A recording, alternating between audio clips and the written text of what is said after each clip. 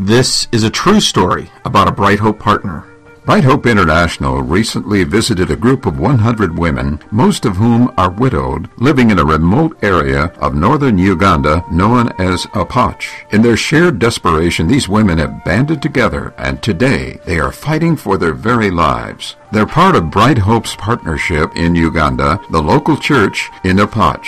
Most of the women have children and grandchildren who depend on them for their daily food, clothing, shelter, and education. Most families live in mud huts with thatched roofs that leak when it rains. Most of the women are widowed, losing their husbands to war, violence, or AIDS. And most of the women are HIV positive.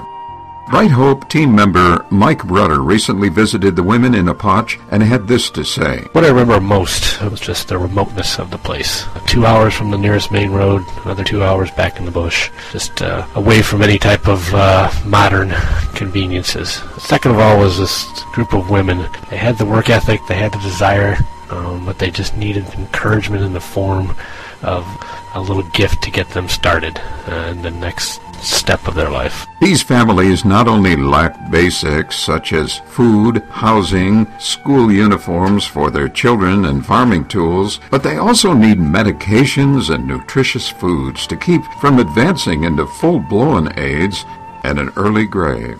One woman said, "A better life of living. So I want you to help us. So as we are HIV positive, we are weak. I cannot do heavy work like the work I'm doing. It's not possible for me."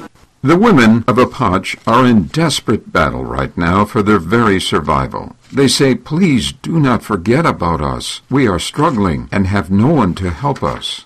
They want a better life and a chance to support their families and give their children hope for the future.